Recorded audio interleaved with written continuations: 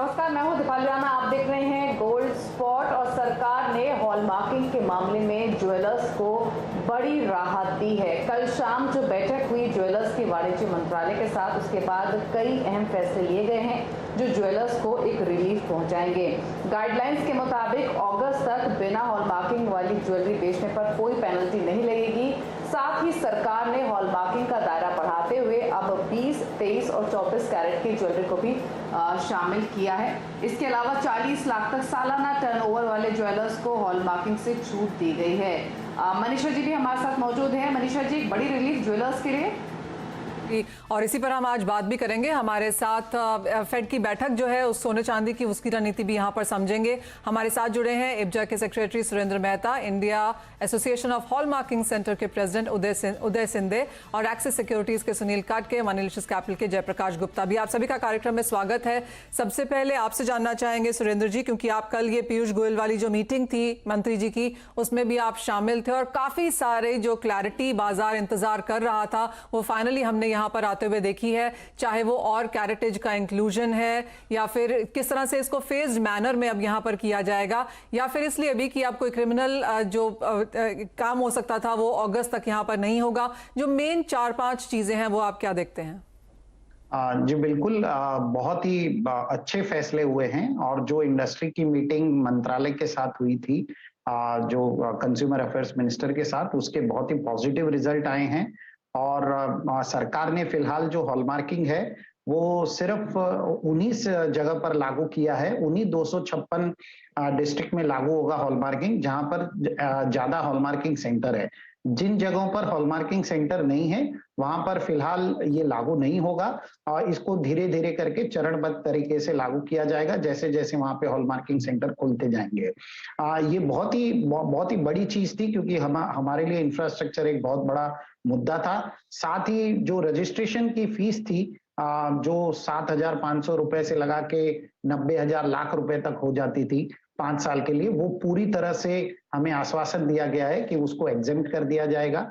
और जो 40 लाख के नीचे ज्वेलर्स जिनका टर्नओवर होता है उनको भी इस दायरे से बाहर कर दिया गया है। मेरे ख्याल से उपभोक्ता के लिए बहुत ही महत्वपूर्ण दिन है।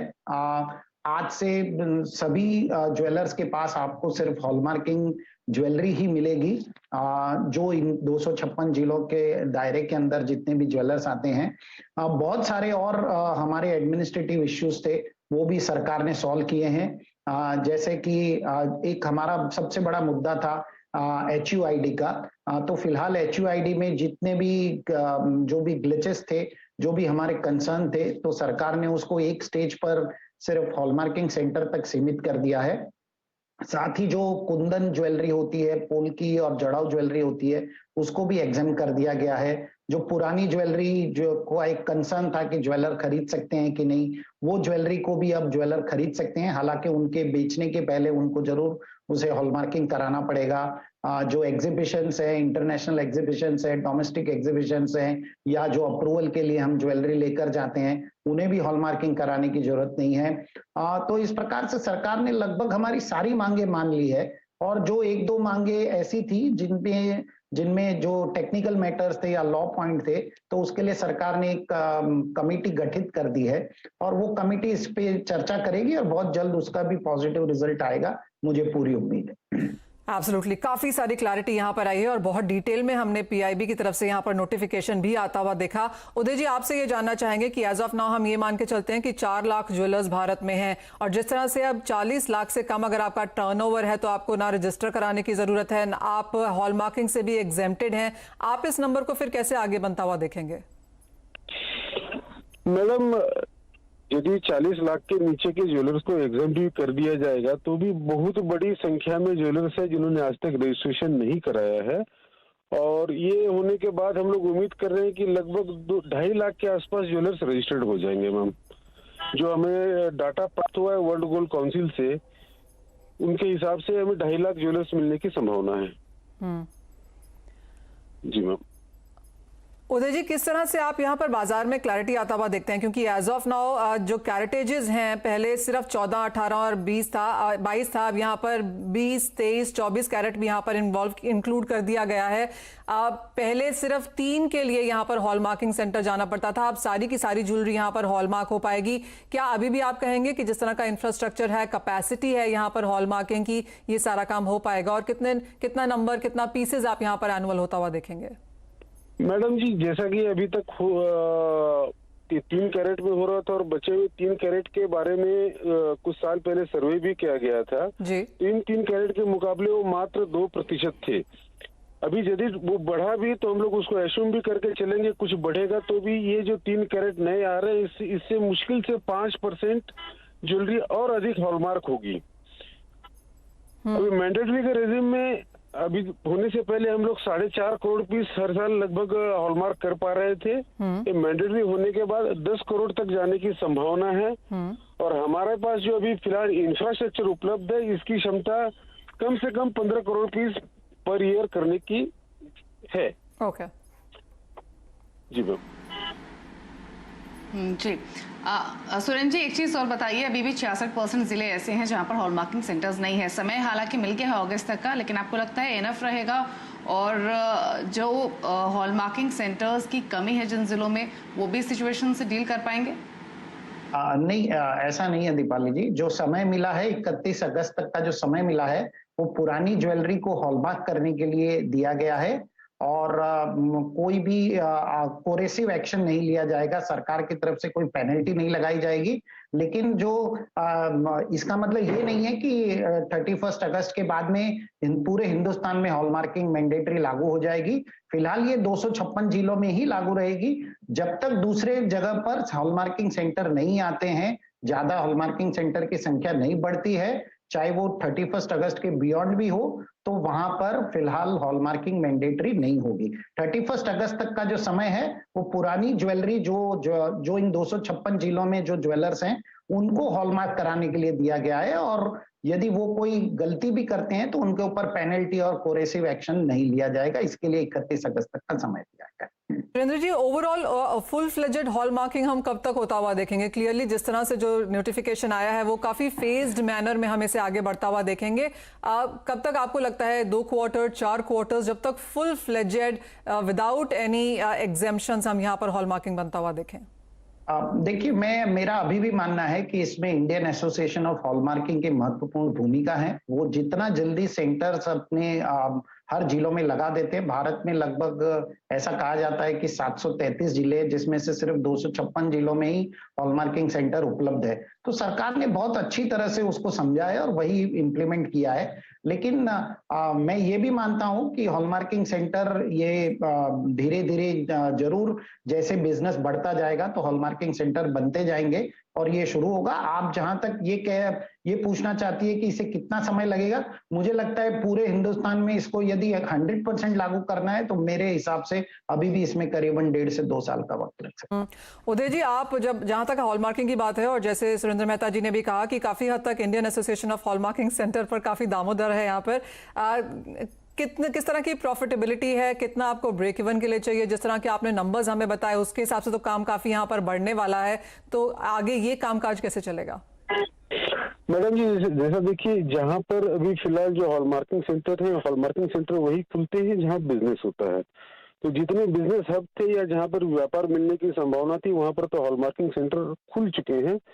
जिन जगहों पर नहीं है, प्रॉफिटेबिलिटी नहीं है, वहां पर हमें इंटरनली आश्वस्त किया गया है कि सरकार हमें वहाँ सेंटर चालू करने के लिए सब्सिडी देगी और शायद इसकी घोषणा आने वाले 2-4 दिनों में हो जाएगी कि सरकार हमें वहाँ पर कितनी सब्सिडी दे रही है। यदि हम लोग उम्मीद करते हैं कि अच्छी खासी सब्सिडी मिलेगी और ऐसी सब्सिडी आती है तो जहाँ पर सेंटर नहीं है वहाँ पर भी सेंटर बहुत ही जल्द खुल जाएंगे। 1.5 और 2 साल का समय नहीं लगेगा। तो सरकार की ओर से अगर सपोर्ट मिलेगा तो जिन शहरों में हॉलमार्किंग सेंटर्स नहीं है वहां भी सेंटर्स जल्द लग पाएंगे। 1.5-2 साल का समय नहीं लगेगा, ये इंपॉर्टेंट बात यहाँ पर उदय जी ने बताई है। लेकिन एक आउटलुक सोने के प्राइसेस पर भी अब लेंगे, क्योंकि यूएस फेड की जो मीटिंग है उस पर नजरें टिकी हुई हैं। क्या एक्सपेक्टेड आउटकम रहेगा वो देखना होगा। हालांकि हमने देखा है कि गोल्ड ईटीएफ की बाइंग में कमी देखने को मिली है और महंगाई की वजह से जो हेजिंग है वो भी कम हुई है। सुनील जी, हमेशा से आप प्राइसेस पर भी एक आउटलुक देते हैं गोल्ड के, तो ये बताइए यूएस फेड की मीट, एक्सपेक्टेड आउटकम और इम्पैक्ट आप कैसे देखते हैं? जी दीपाली, मुझे लगता है आज का मीटिंग थोड़ा इम्पोर्टेंट रहेगा क्योंकि मिक्स्ड रिस्पांस है। अभी हम देखते हैं तो जो स्टिमुलस पैकेज है उसके ऊपर भी एक कमेंट आएगा। उसके अलावा फ्यूचर ग्रोथ प्रोस्पेक्ट यूएस को लेके कैसे हैं वो भी एक समझ में आएगा। इन्फ्लेशनरी नंबर्स अभी भी हाई हैं और इवन फेड जो रेट्स हैं वो भी 0 to 0.25% के रेट में है। तो मुझे लगता है क्योंकि लिक्विडिटी मार्केट में अच्छी खासी अवेलेबल है, तो फेड की तरफ से जो असेट परचेस का जो स्ट्रैटेजी है उसमें थोड़ा स्लो डाउन देखने को मिल सकता है और ओवरऑल इकोनॉमिक एक्टिविटी में धीमे धीमे एक इंक्रीमेंट देखने को मिल रहा है। तो कहीं ना कहीं मुझे लगता है रेट में भी जो फेड का रेट है उसमें भी एक इजाफा आने वाले समय में देखने को मिल सकता है और वो एंटिसिपेशन भी है मार्केट में, जिसकी वजह से गोल्ड के प्राइसेस पे हमने थोड़ा बहुत दबाव बनते हुए देखा है। इवन डॉलर इंडेक्स भी अभी 90.5 के रेंज में अभी ट्रेड होते हुए नजर आ रहा है। तो मुझे लगता है ओवरऑल अगर हम देखते हैं यूएस डेटा के फ्रंट पे भी थोड़ी बहुत डॉलर में मजबूती देखने को मिल रही है, क्योंकि कोर रिटेल सेल्स डेटा थोड़ा एक्सपेक्टेड नंबर से बेटर आया था। इन्फ्लेशन हायर साइड है, बट अदरवाइज मुझे लगता है कि ओवरऑल मिक्स्ड रिस्पांस रहेगा। तो ज्यादातर इन्वेस्टर्स और ट्रेडर्स की नजर जो है आज के एफओएमसी मीट पे रहेगी। मेरे हिसाब से थोड़ा गोल्ड में सेलिंग प्रेशर देखने को आज मिल सकता है। कल भी हमने देखा था तकरीबन $1850 का कॉमेक्स पे डॉलर टर्म में रेट टूट के फिर से थोड़ा बहुत रिकवरी हमने देखा है। आज के लिए अगर कोई रणनीति बनानी है करंट फंडामेंटल्स को लेके, तो मुझे लगता है कि 48,550 के रेंज में एक सेल बनता है। 48,750 का एक स्टॉप लॉस मेंटेन करते हुए 48,100 का टारगेट इंट्राडे में किया जा सकता है। मुझे हॉलमार्किंग की तरफ एक और सवाल है मेरा। सुरेंद्र जी, हम जानते हैं कि कुंदन और पोल की ज्वेलरी यहाँ पर हॉलमार्किंग से एग्जेम्प्टेड है, तो कंज्यूमर्स के लिए काफ़ी इंपॉर्टेंट खबर है कि अगर आप कुंदन और पोल की खरीद रहे हैं तो उसमें आप हॉलमार्किंग मत ढूंढिए। लेकिन जहाँ तक जो हेरिटेज ज्वेलरी है, आर्टिफैक्ट्स हैं, टेम्पल ज्वेलरी है, बहुत सारा सोना, जो यानी कि भारत जैसे कहा जाता है कि दूसरा सबसे बड़ा कंज्यूमर है, पहला शायद सबसे बड़ा होल्डर है जहाँ तक रिटेल बाजार की सवाल आता है, तो इन सब ज्वेलरीज पे भी, इन आर्टिफैक्ट्स पे भी कोई क्लैरिटी आती हुई नजर आई है? जी बिल्कुल, इन सब पे भी हॉलमार्किंग कंपलसरी है और ऐसे कोई भी प्रोडक्ट हो, ऐसी कोई भी ज्वेलरी हो जो कुंदन, जड़ाऊ और पोल की ना हो, वो सभी ज्वेलरी पर हॉलमार्किंग होगी। फिर चाहे आप पुरानी ज्वेलरी ज्वेलर खरीदे, लेकिन यदि वो उसको बेचे तो उसे हॉलमार्किंग करा कर ही बेचना पड़ेगा। फिर चाहे वो एंटीक ज्वेलरी हो या हेरिटेज ज्वेलरी हो या किसी भी प्रकार की ज्वेलरी हो, सिर्फ ये 3 कैटेगरी की ज्वेलरी को ही सरकार ने एग्जेम करने का आश्वासन दिया है और इसका हमें उम्मीद है कि अगले 2-3 दिनों में इसके जो सारे प्रावधान जो कल हमारी डिस्कशन हुई है वो सरकार की तरफ से इसका नोटिफिकेशन आ जाए। तो जो डिसीजंस ले गए हैं उससे रिलेटेड नोटिफिकेशंस इन डिटेल अगले 2 से 3 दिन में एक्सपेक्ट कर सकते हैं।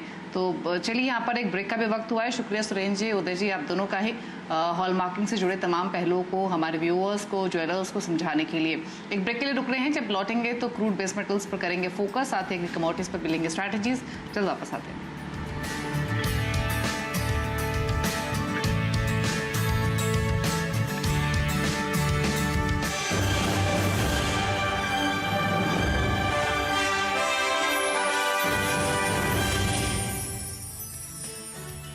Ammonia